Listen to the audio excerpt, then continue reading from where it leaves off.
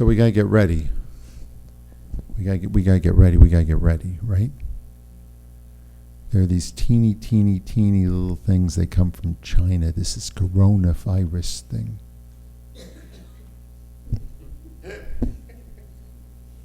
It's funny, right? It's hysterical. It's pretty if you look at it, but it's. We gotta get ready, and people are doing all kinds of things. They're getting food because you don't want to go to a crowded place. They're getting toilet paper because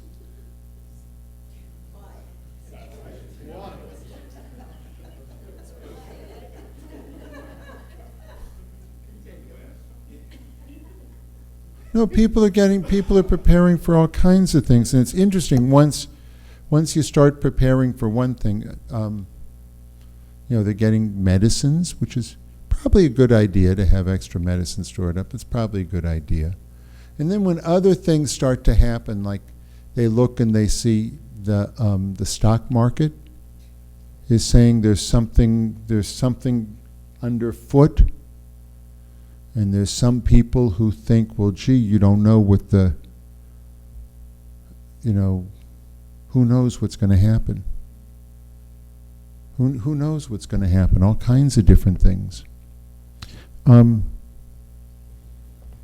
did our people do to prepare? We've been in times where there really has been very volatile leaders.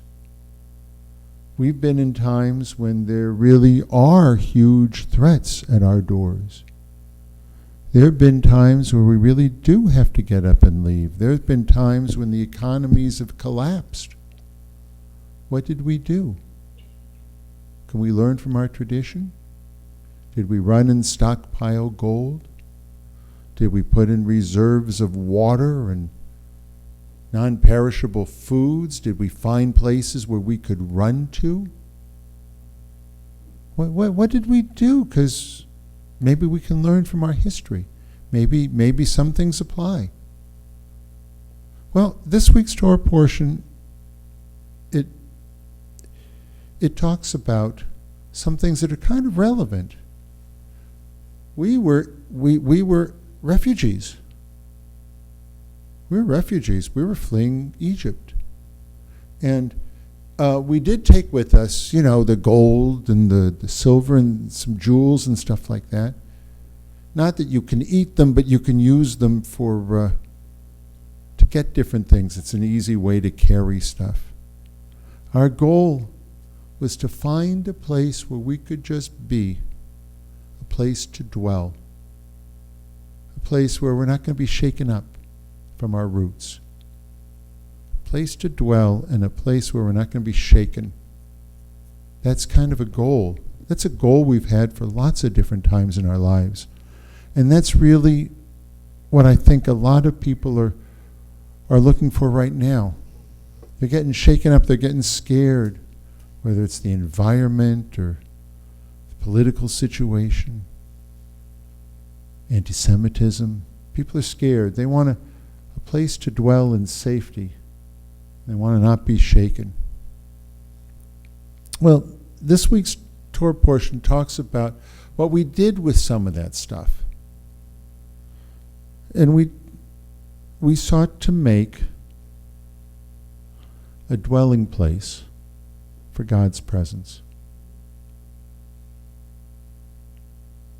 Vasuli mikdash v'shachanti betocham. Have them make me a holy place, like a tabernacle, that I might dwell in them. That I might dwell inside of them. It says, if we look for a place for God to be in our lives, wow, we'll have a dwelling place. If we work together towards a common goal, towards building up a tabernacle, whatever that means. Does that mean maintaining our faith? Does it mean building up a community? Does it mean caring for one another? The answer to that is yes, and yes, and yes. Build up a place of holiness that God might dwell in our midst. You know, I suspect that when we had to pick up and leave and seek refuge from one place or another throughout the thousands of years of our history, we drew faith from the words of Psalm 15. It says, "Who might dwell in God's tent on God's holy mountain?" Who can live there in a safe place? And it says what you should work for, what you should prepare for, how you should prepare to live there. This is what you do. It doesn't say get bottled water. It says try to live a life without blame. Try to acknowledge truth in your heart. Don't speak evil about anybody. Don't say any slander. Don't speak evil about your neighbor.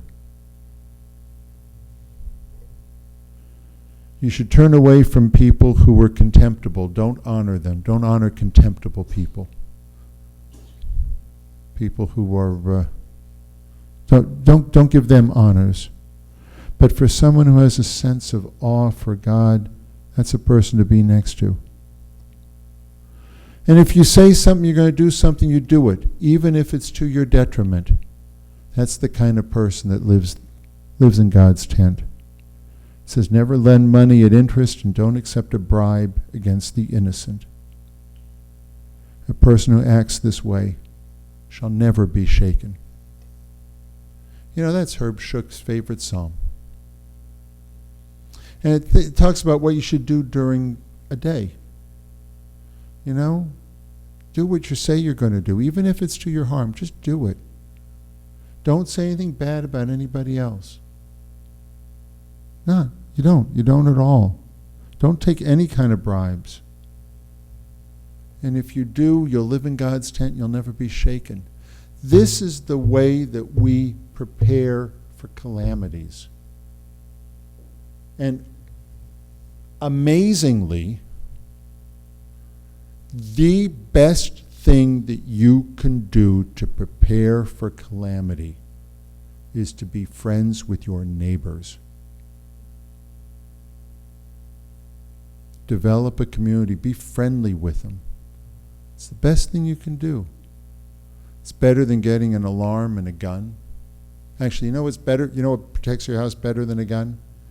A dog. It doesn't even have to be a vicious one. It just has to be one that listens and can bark. It doesn't have to be big.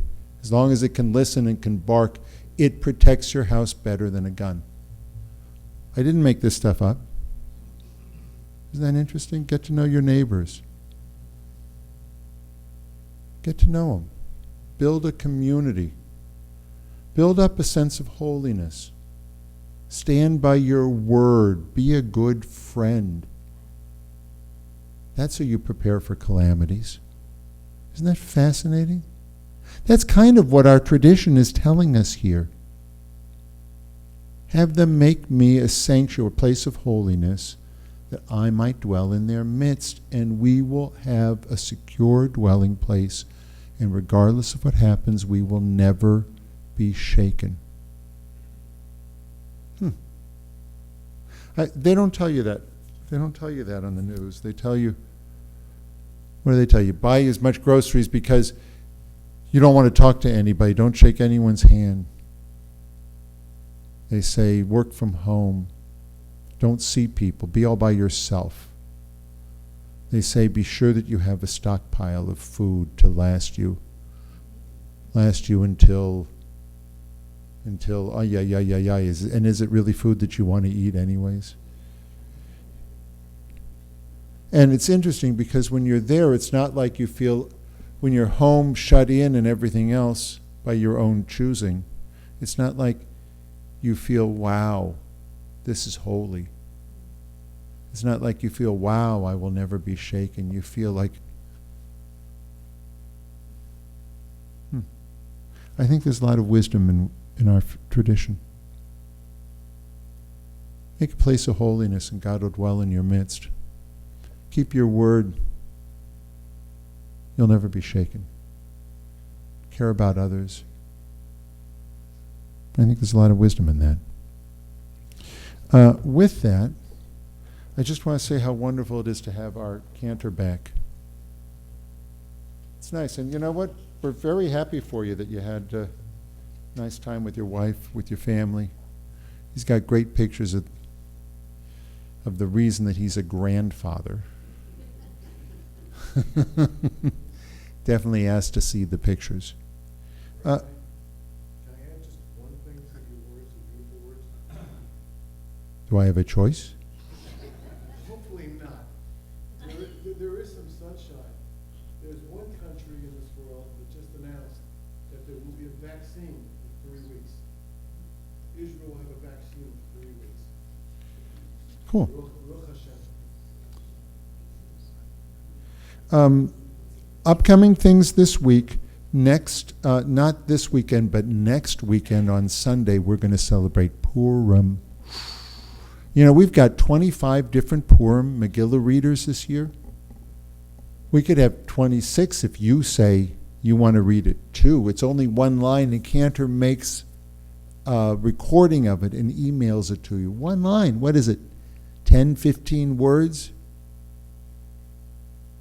You can do that. We can have more Megillah readers than we've ever had before. I think we already do, but we can set the record high. And there's going to be like a sing-along with songs that you know with words that you're just learning, that are silly kinds of Purim songs. What's an example of one of the songs?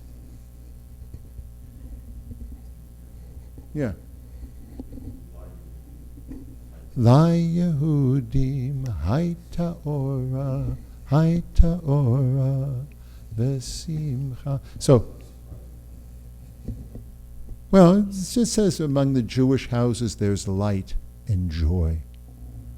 Where there can be horrible things happening all over the world. In our houses, we've got light and we've got joy. That's a great song. It's part of the Megillah.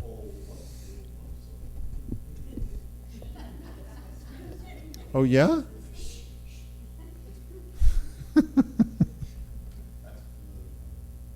And we've got us an out-of-this-world event put on by Men's Club. That is Saturday night, right, just beforehand? And that's the Masquerade Party. We've got the Unlock the Treasure Hebrew classes. That's Wednesday and... Tomorrow morning, the first class is right after service. Cool. 10 o'clock after services. Unlock the Treasure. There's Thursday night. There's the Bacon, the Homentashen at 5:30 Thursday night here. And actually, I take that back. This Sunday, Edna Levy is going to be here to give a taste of Ayeka, an adult education program. It's wonderful. She is lovely and bright and wonderful to learn from. And she's going to do like one session, and if we love it, she'll come back and teach a whole section of it. It's a new take on Jewish learning, and it'll be in our synagogue here this Sunday for adults at 10 o'clock. That's something you don't want to miss. With that, if you know any women who are raising Jewish children under the age of 18 who would love to have a trip to Israel where they really do a lot of spiritual self-discovery and find out about Judaism and insights on their marriage and such like that. Parlor meeting in our house Tuesday at 7 p.m. You talk to Mendelea. Or if you know a place that you can hang up a poster, she's got them for you.